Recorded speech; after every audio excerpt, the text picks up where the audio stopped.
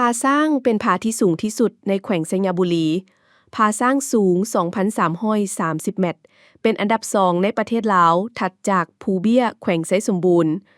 ส่วนประวัติความเป็นมาของผาสร้างจะเป็นแนวใดนั้นเสิญทานรับฟังได้เลยครั้งหนึ่งนานมาแล้วสมัยเมืองสัญญาบุรีเป็นป่าสร้างดงเสือมีสร้างตัวหนึ่งที่ใหญ่และสวยงามและอยู่บ้านป่าแห่งหนึ่งในบริเวณเดียวกันนี้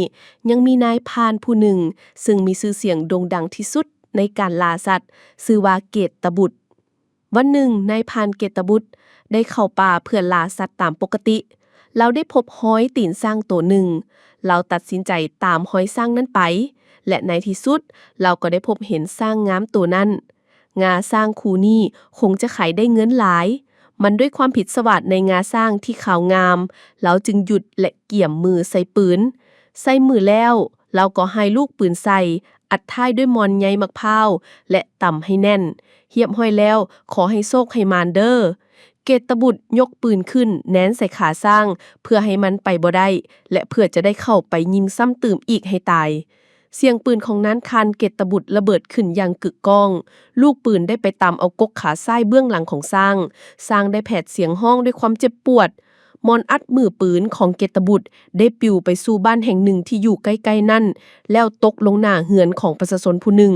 ด้วยความตกตะลึงและประหลาดใจต่อเหตุการณ์ดังกล่าวชาวบ้านทั้งหลายจึงพากันใส่ชื่อบ้านนั้นว่าบ้านน้ามอนส่วนสร้างตัวนั้นถึงจะบาดเจ็บอย่างแหงแต่มันก็พยายามหนีอย่างสุดขีดมันได้เข้าไปในบ้านแห่งหนึ่งชาวบ้านก็พากันมาหุ่มเบิงสร้างโซตัวนั้นด้วยความประหลาดใจข้าเจ้าเข้าใจว่าแม่นล้างไห้หันหนึ่งจึงห้องกันว่าบ้านนาโซออกจากบ้านนาโซสร้างตัวนั้นอย่างไปบ่ไหวมันจึงคานอย่างลำบากผ่านกายไปบ้านหนึ่งอีกตั้งแต่นั้นมาบ้านนั้นจึงเอิ้นว่าบ้านนาคานส่วนนายพรานเกตบุตรก็ได้นำสร้างนั้นไปจนหมดมื้อหมดคืนจนถึงเช้าก็ได้ไปฮอดแคมป์น้ำห้วยแห่งหนึ่งซึ่งเราใส่ชื่อว่าน้ำหุงจากนั้นแล้วก็ได้ลุยข้ามน้ำหุงนั่นไปและได้พักผ่อนตากเครื่องนุ่งที่เปียกซุ่มนั่นอยู่บ้านแห่งหนึ่งซึ่งเราใส่ชื่อบ้านนั้นว่าบ้านนาตากอยู่บ้านนาตากนี่เองเราได้จ้างคนผู้หนึ่งเพื่อช่วยเราติดตามสร้างกายมาบ้านหนึ่งอีกเราได้เต็กสะดุดกระตอจนล่มเราจึงเอิ้นบ้านนี้ว่าบ้านนาตอส่วนสร้างตัวนั้นเมื่อมาโฮดบ้านแห่งหนึ่งก็เคลื่อนไหวต่อไปบ่ได้อีกแล้วจึงซ้ำไปซ้ำมาอยู่บ่อนเก่า